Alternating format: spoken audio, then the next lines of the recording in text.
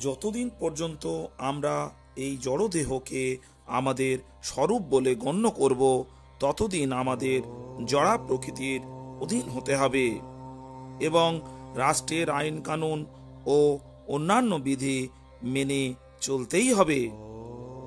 এইভাবে বিভিন্ন শর্তের অধীন হওয়ায় জড়দেহকে শর্তাধীন বলা হয়।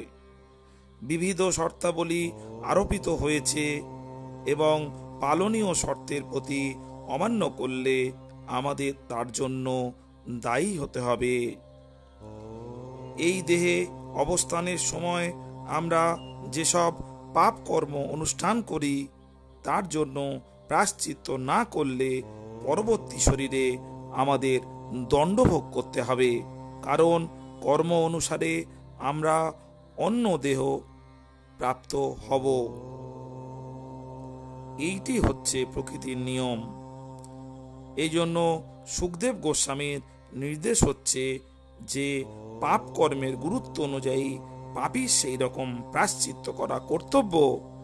শাস্ত্র নির্দিষ্ট প্রায়শ্চিত্ত করা চাই, নয়তো দণ্ড থেকে পাপীর রেহাই নেই।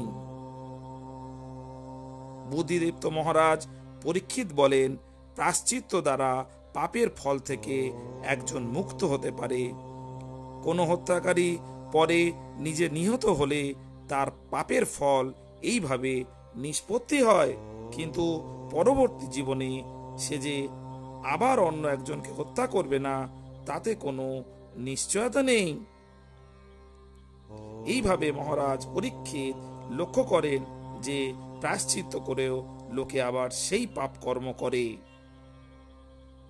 রোগীকে ওষুধ দিয়ে ডাক্তার রোগ মুক্ত করে, কিন্তু ওই নিরাময় ব্যক্তি যে আবার রোগাক্রান্ত হবে না, ডাক্তার সে বিষয়ে প্রতিশ্রুতি দিতে পারেন না।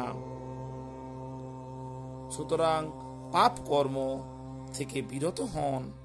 পাপ কর্ম যখনই করা যাবে, পরবর্তী জীবনে তাকে আবার বয়ে বেড়াতে হবে। শ্রোতাজন, কথাগুলো যদি আপনাদের ভালো লেগে থাকে বা এই ধরনের পৌরাণিক কথা শুনতে, আপনারা অবশ্যই চ্যানেলটিকে সাবস্ক্রাইব করে রাখুন। ভালো থাকবেন শ্রোতাজন। নমস্কার।